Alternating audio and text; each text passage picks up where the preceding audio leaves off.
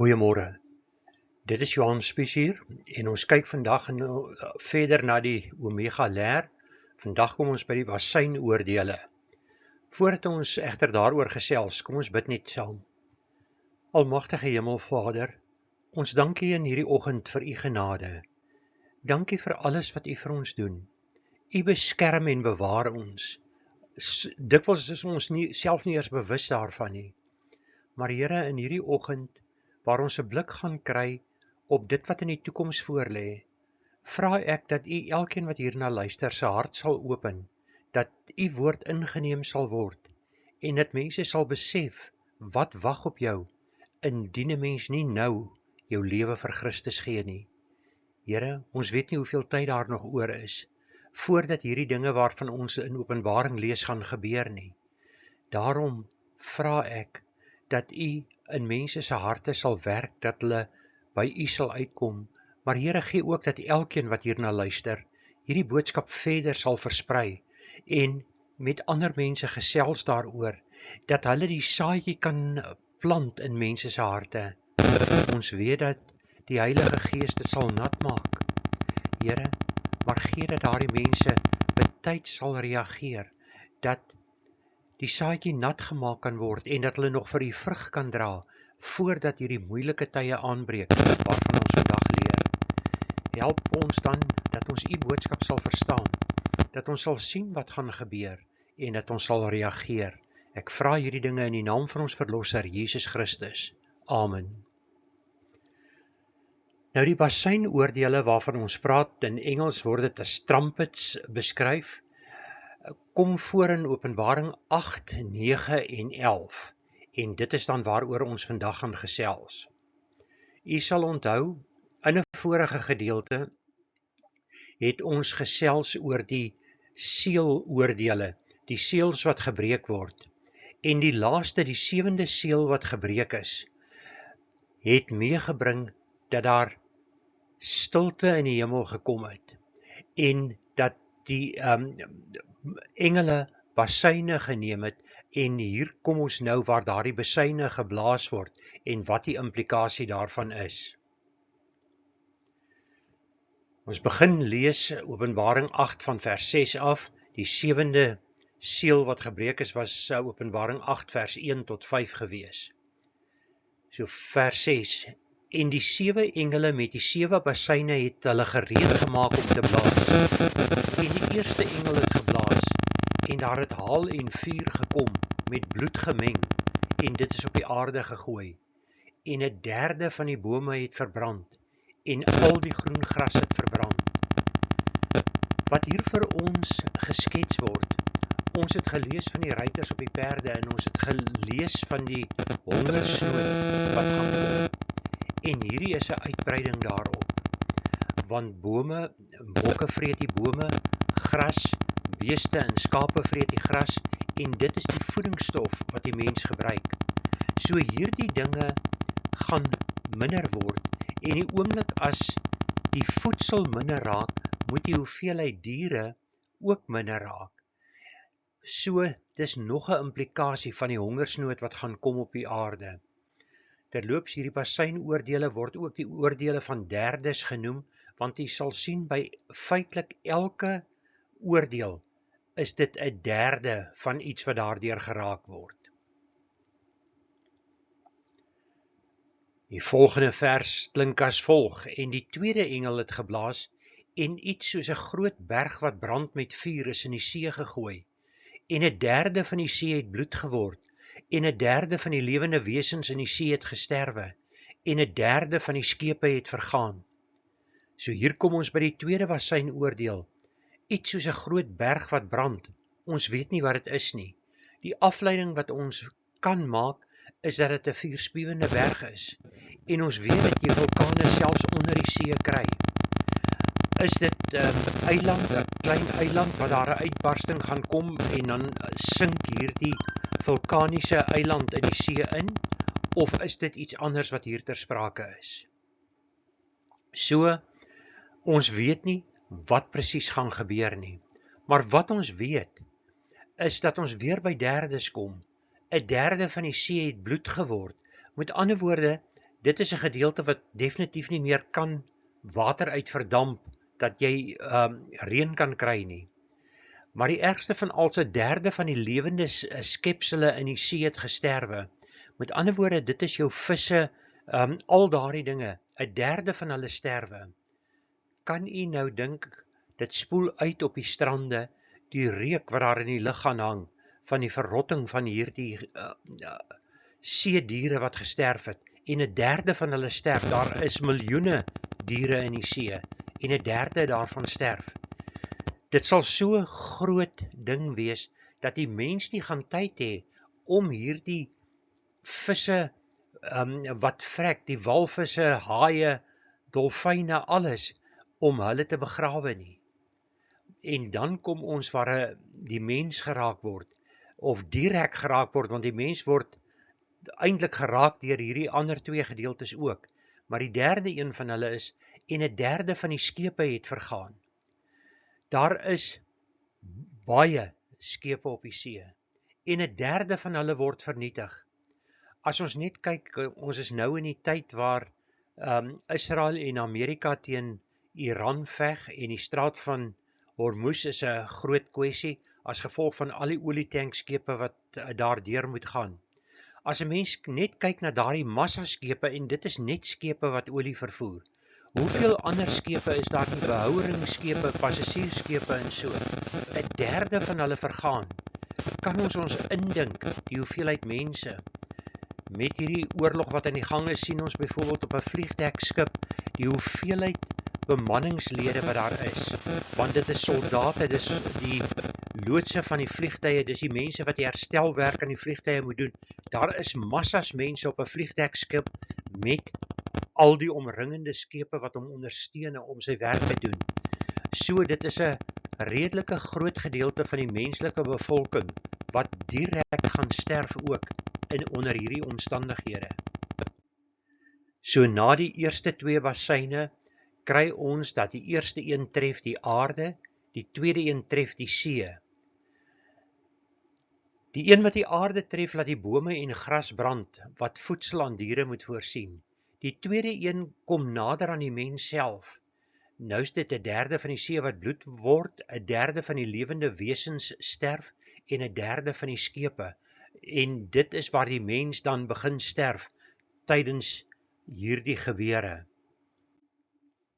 Ons lees verder in Openbaring 8 van vers 10 af. En die derde engel het geblaas, en 'n groot ster wat soos 'n fakkelbrand het uit die hemel geval, en dit het geval op 'n derde van die riviere en op die waterfonteine. En die naam van die ster word genoem Alsem. In Engels is dit Wormwood.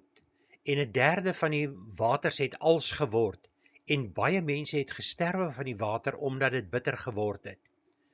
Ons kan aanvaar dat dit nie die bitterheid is wat die mense laat doodgaan het nie, maar dat die bitterheid een of ander chemiese stof is, wat tot gevolg gehad het dat die mense gesterf het.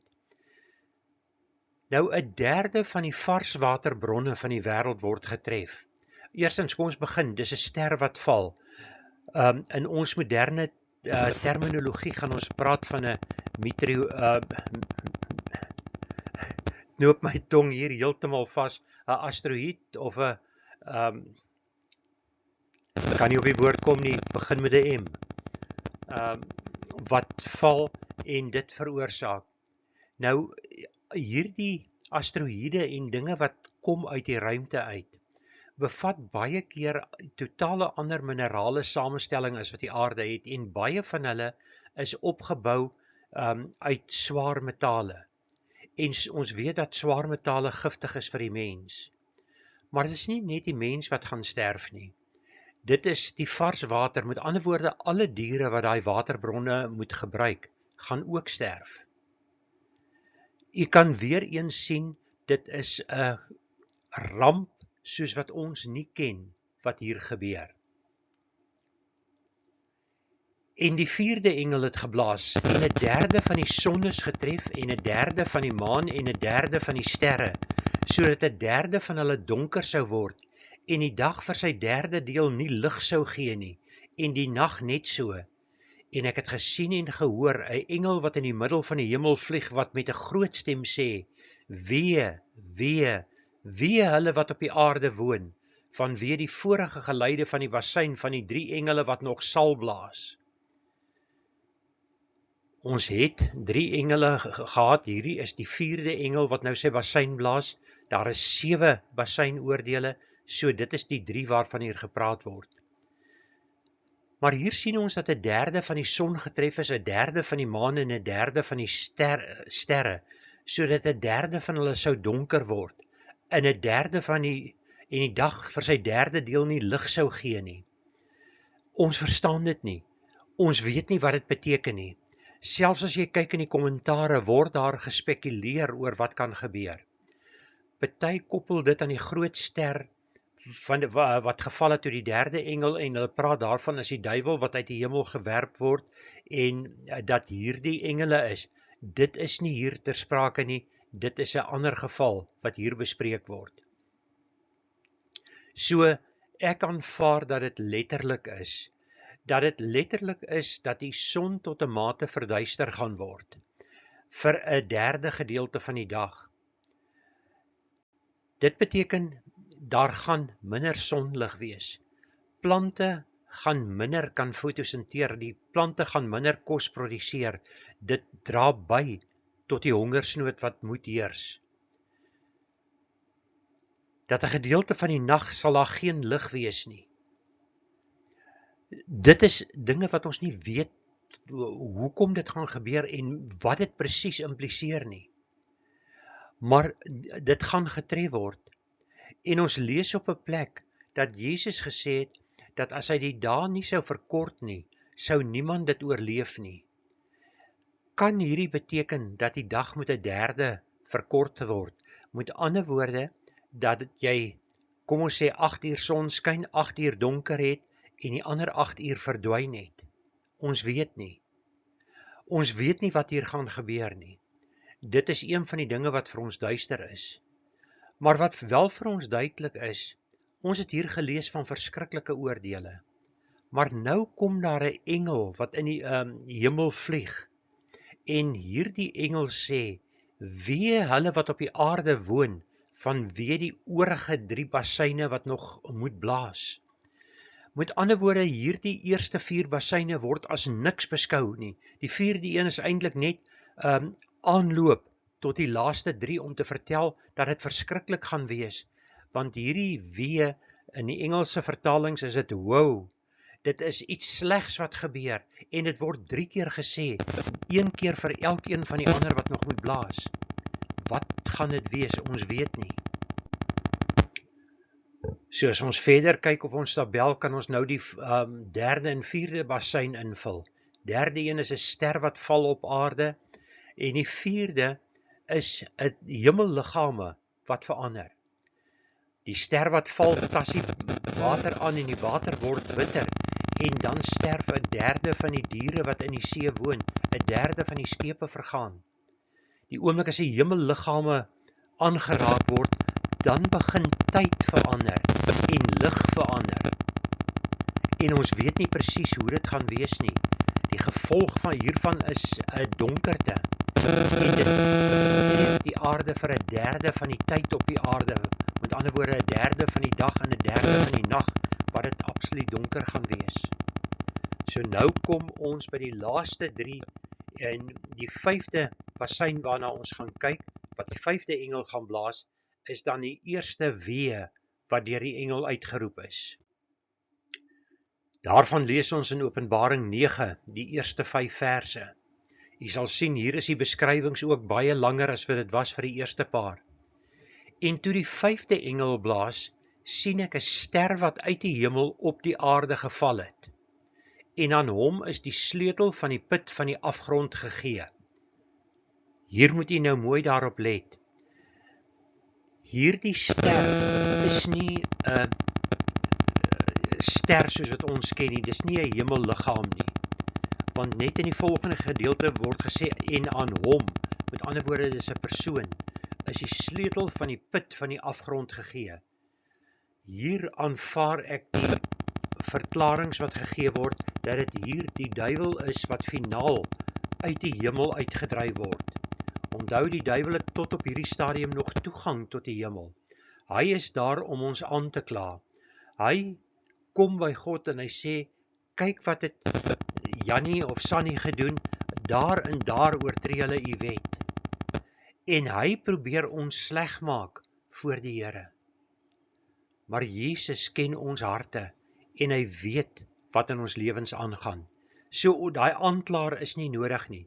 En op hierdie stadium word die duiwel dan uit die hemel uit totaal verdryf, dat hy geen toegang meer het tot die hemel nie. En nou kom ons by hierdie put. Hierdie is die bodemlose put. En hierdie put speel 'n redelike rol in die hele boek van Openbaring. Ons gaan dikwels van hierdie put lees. Maar kom ons kyk nou eers die eerste gedeelte. En hy het die put van die afgrond oopgemaak. En daar het rook opgekom uit die put, soos 'n rook van 'n groot oond. En die son en die lig is deur die rook van die put verduister. Met ander woorde, daar kom soveel rook uit, dat die son, wat nou al klaar vir 'n derde van die dag nie meer skyn nie, nog minder gaan skyn. Die lig word donker gemaak deur die rook wat uit hierdie put kom. En nou kom ons by 'n volgende onverstaanbare gedeelte.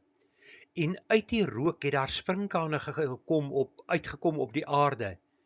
En aan hulle is mag gegee soos die skerpioene van die aarde mag het.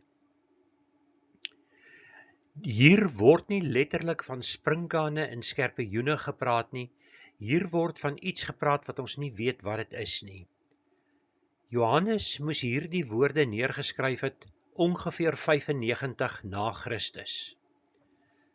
Die tegnologie was daardie tyd nog nie daar nie.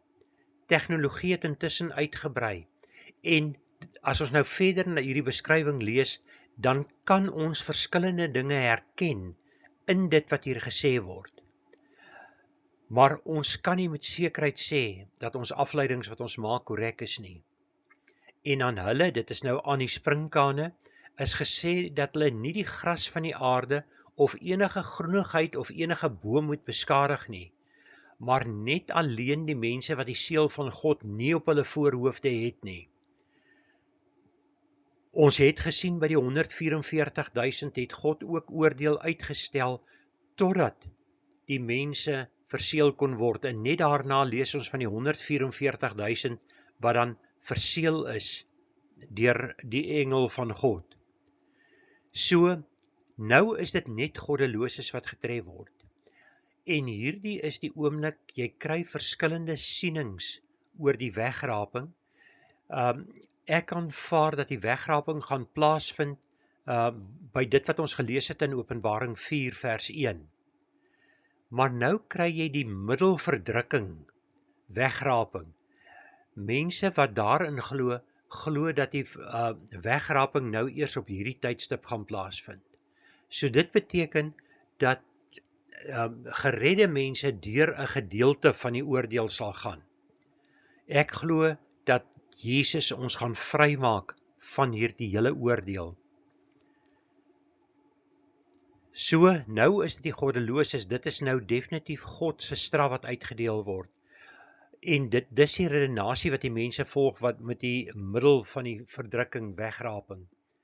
Maar al hierdie verdrukkings wat ons nog gelees het, kom van God af.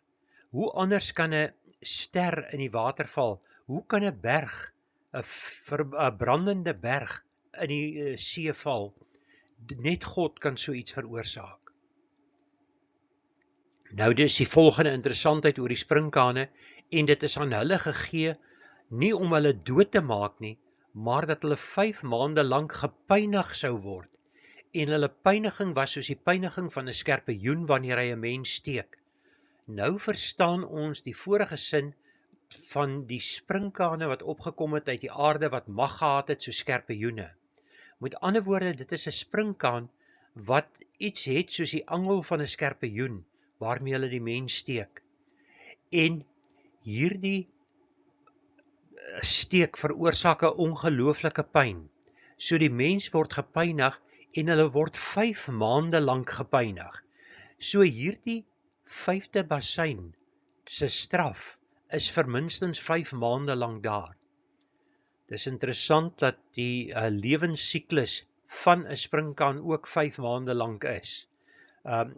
So hier is 'n koppeling aan die werklikheid, maar die sprinkaan tree heeltemal anders op, want hierdie een steek jou en jy kry seer, soos wanneer 'n skorpioen jou sou byt.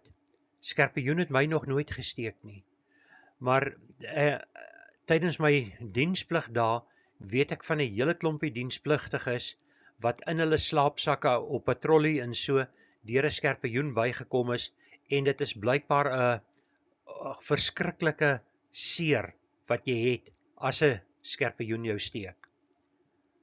Kom ons kyk verder hier. En in die dae sal die mense die dood soek en dit nie vind nie, en hulle sal verlang om te sterwe, en die dood sal vir hulle wegvlug. Dis nog als deel van hierdie 5de basyn oordeel. So die mens word so gepynig deur hierdie sprinkane, dat die mens wil sterf.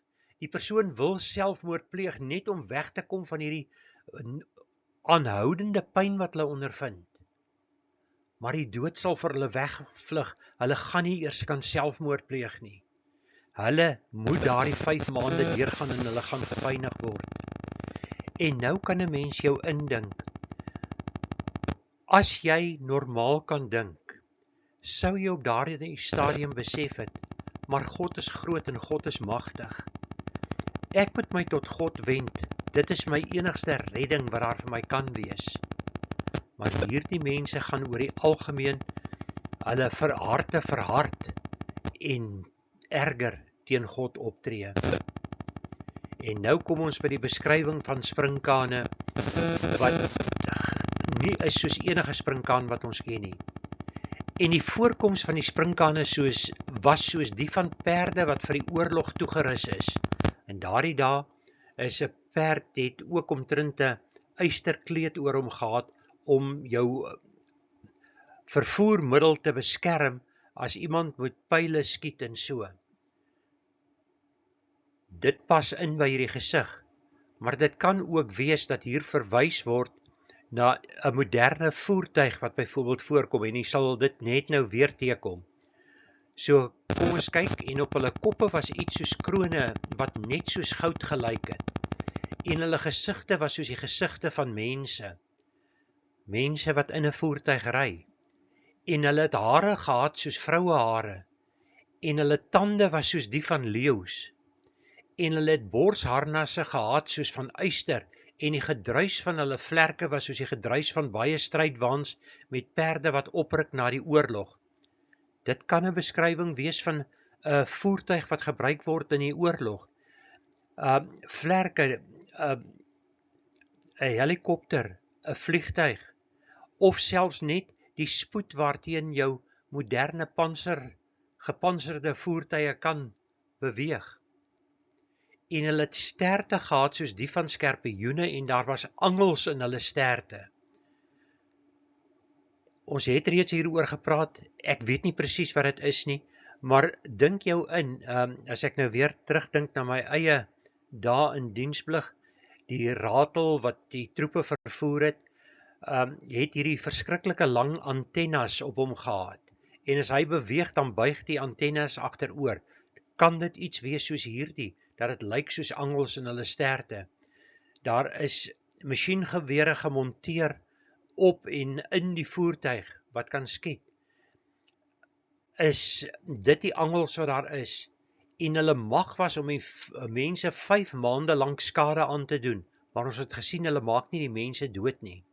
En dan gaan dit verder, en hulle het as koning oor hulle die engel van die afgrond, so hulle het 'n koning, eerstens.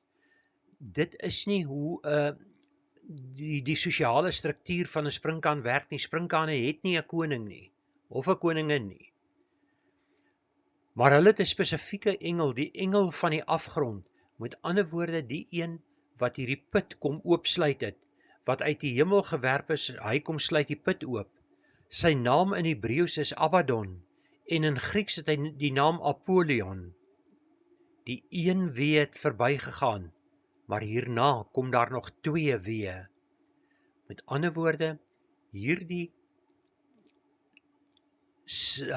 bassein wat geblaas het, die 5de bassein, wat 5 maande lank aanhou, is die eerste weg, en hierdie weg is verby, maar daar's nog 2 weë wat voor lê. En nou kom ons by die tweede van die weë, Openbaring 9 vanaf vers 13.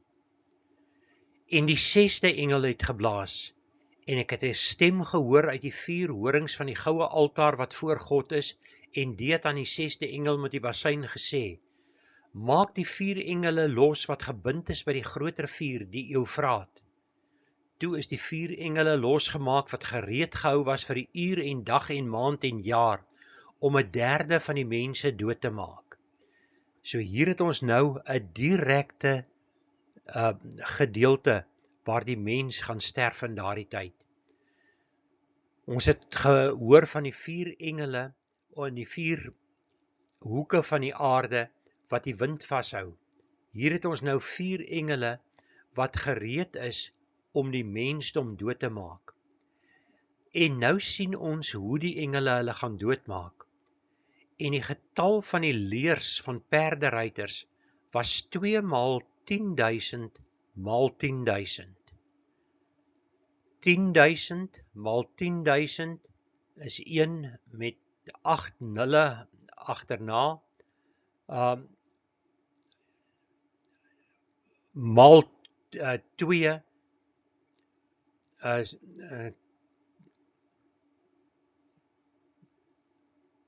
8 nulle met 'n 1 vooraan 3 is 0.1 miljoen.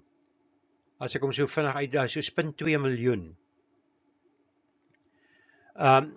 En dit is die getal van die leer wat onder hierdie engele staan. En ek het hulle getal gehoor, en so het ek in hierdie gesig die perde gesien, en die wat op hulle sit, met 4 rooi en blou en swaalgeel borsharnasse. En die koppe van die perde was soos leeukoppe, en uit hulle bekke het vuur en rook en swaal uitgegaan. Weereens, dink jou in, vlamwerper, wat se indruk iemand in 95 na Christus van so 'n wapen sou gehad het. Maar hier sien ons, breek die dood aan, en 1/3 van die mensdom word doodgemaak. So nou het ons 6 van hierdie basseine gesien. Ons het die eerste 4 gesien, toe die engel verkondig dat daar nog 3 weë voor lê. Die eerste was die ster wat val, wat die bodemlose putte ontsluit, en vir 5 maande lank word die mens gemartel. Hierdie is die enigste bassein wat nie gekoppel is aan 1/3 nie. Die 6de een is die 4 engele wat kom, en hulle kom om die mensdom aan te val, en hulle het opdrag om dood te maak, en 1/3 van die mensdom sterf. Nou baie mense, as hulle hierdie tipe tabel sien, dan sê hulle, maar hoe is jou wiskunde, want 1/3 plus 1/3 plus 1/3 is klaar 1, hoe kan jy soveel derdes kry?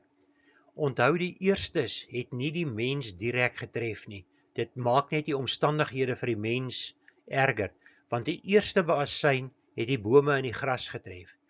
Die tweede een het die see getref met 'n paar mense. Die derde een het die varswater getref met 'n klompie mense. Die volgende een het niemand doodgemaak nie, maar die tyd en lig het verander. Die 5de een het niemand doodgemaak nie, en nou kom ons by die 6de een, wat vir die eerste keer 'n bassein oordeel is, waar ons kan sien hoeveel doodgemaak word, 1/3 van die mensdom wat op daardie tydste bestaan. Maar daar moet 7 basseine wees, nie net 6 nie. Ekskuus, ek gaan aan hierso vanaf vers 18. Deur hierdie 3 plaae is 1/3 van die mense gedood. Ek wil net teruggaan na die vorige, nee, as ek teruggaan dan werk my skuifies nie. So ons lees hier van 3 plaae, maar dis die 4 engele wat hierdie dood veroorsaak. Die 3 plaae kan wees die 3 weë waarna gekyk word. Ek lees verder, deur die vuur en deur die rook en deur die swaal wat uit hulle bekke uitgegaan het, want hulle mag is in hulle bek en in hulle sterte. So dit verwys nog steeds na die sprinkane, want hulle sterte is so slange en het koppe en daarmee rig hulle skade aan.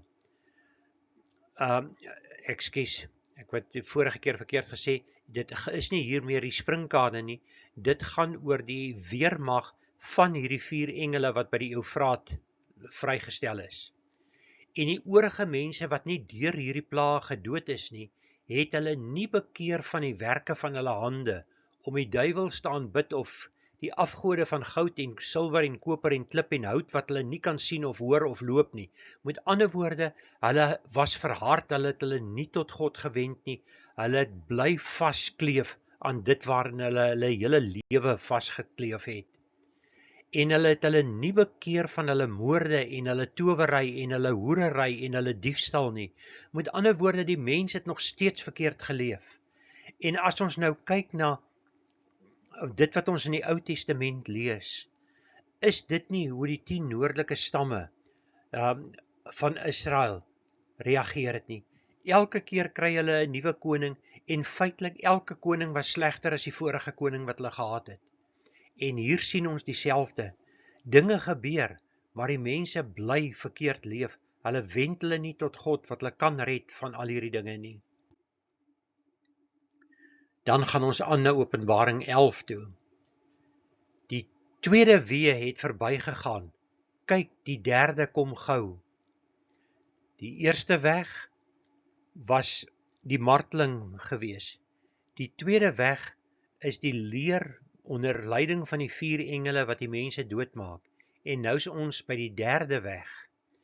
En die 7de engel het geblaas, en daar was groot stemme in die hemel wat sê, die koninkryke van die wêreld het die eiendom van ons Here geword en van sy Christus, en hy sal as koning heers tot in alle ewigheid.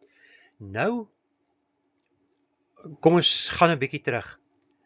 Toe Jesus op aarde was, het hy vir die mense gesê, hulle moenie sê, dis hy wat iemand gesond gemaak het nie. Hy wou nie die erkenning kry as koning nie. Die eerste keer wat hy die erkenning ontvang het, was toe hy in Jerusalem ingekom het, voor die Paasfees, 'n week voor sy kruisiging. Toe het hy gesê, as hierdie mense nie uitroep, hulle het palmtakke gegooi, hulle het halleluja geskree en hom verwelkom daar. En hy het gesê, as hulle dit nie gedoen het nie, sou die rotse dit uitgeroep het. Maar nou word Jesus erken as koning, en nou word daar gesê, hy gaan as koning heers vir ewig. Dit is hierdie woorde wat die Jode 2000 jaar teruggesoek het. En omdat Jesus nie toe as koning regeer het nie, het hulle hom verwerp en gesê, dis nie hulle Messias nie. Weereens die mens wat altyd die verkeerde keuse uitoefen, omdat ons wil hê, dinge moet gebeur volgens ons interpretasie van die skrif. Die skrif is nie vir ons om uit te lê nie. Ons moet van die Heilige Gees afbid die voorreg om te verstaan wat in die skrif staan. En dit moet ons gereeld doen. Die lof word hier aan Jesus gebring en dan kry ons weer, en die 24 ouderlinge wat voor God op hulle trone sit, het op hulle aangesig geval en God aanbid en gesê, ons dank U, Here God Almagtige, wat is en wat was en wat kom, dat U oor die groot mag, dat U groot mag aangeneem en as koning geheers het. En die nasies was vertoren, en die toren het gekom, en die tyd van die dode om geoordeel te word en om die loon te gee aan die diensknegte, die profete, en aan die heiliges, en aan die wat U naam vrees, klein en groot, om die verderwers van die aarde te verderf. En die tempel van God in die hemel het in die hemel oopgegaan, en sy verbondsark is in sy tempel gesien, en daar was weerligte en stemme en donderslae en aardbewings en groot haal. Wat beleef ons hier? Toe Jesus gekruisig is, het die voorhangsel van die tempel geskeur en die skeiding tussen ons en God is weggeneem. Ons het nie meer 'n hoëpriester nodig om namens ons te gaan bid nie. Ons kan direk tot God bid. Maar Jesus sê vir ons dat ons in sy naam moet bid as ons verhoring van gebed wil ontvang. Maar nou breek hier 'n nuwe tyd aan op aarde. En nou word daar gesê dat Jesus gaan regeer oor die aarde. En die lof van almal in die hemel word toegebring aan Jesus. Maar dan word daar ook gesê dat die goeie en die slegte beoordeel moet word.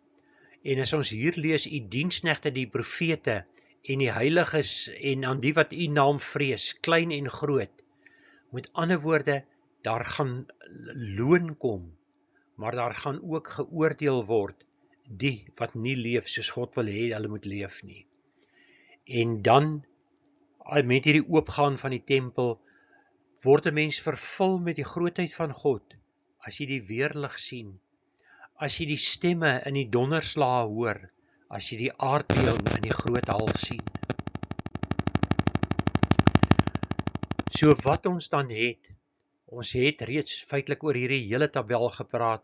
Die enigste punt wat bykom is punt 7, die 7de bassein. En met die 7de bassein gebeur daar nie veel nie. Dis 'n voorbereiding vir die skaloordele. Die mens word gewys hoe groot God is en dat Jesus Christus, God Jesus, is die heerser en dit is die persoon wie ons moet aanbid. Doen ek en jy dit? Bring ons genoeg lof en eer aan hom. Kyk net wat wag in die toekoms. En vir diegene wat sê, ek wil nou leef soos ek wil. Ek sal tydens die verdrukkingstyd, as daar so tyd gaan kom, dan sal ek my bekeer. Ek het al hoeveel keer daaroor gepraat. In daardie tyd gaan jy sterf as jy tot bekering kom, want jy gaan uitgevind word en jy sal of God moet verloon, of hulle gaan jou doodmaak, die antichrist en sy trawante. En hier sien ons hoe erg is die wraak van God. Maar ons is nog nie by die ergste gedeelte nie. Die ergste gedeelte kom as ons kom by die skaloordele in Openbaring 16.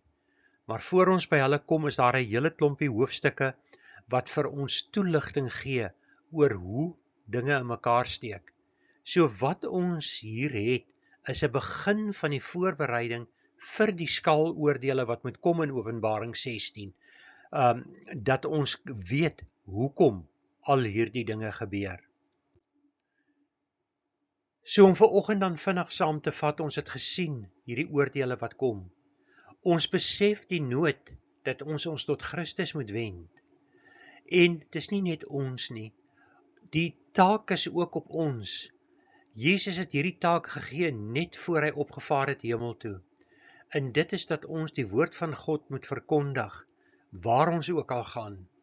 Doen jy dit? Doen ek dit genoeg?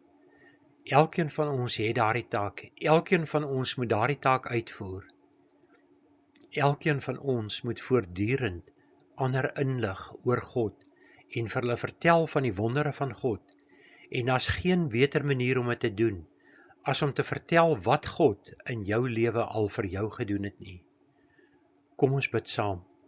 Hemelvader, ons dank U in hierdie oggend dat ons hierdie verskriklike gedeelte in U woord kon lees. Here, dit is verskriklik vir mense wat U nie ken nie. Maar Here, U het ons voorberei daarop. U vertel vir ons dat ons gereed moet wees om U te ontmoet.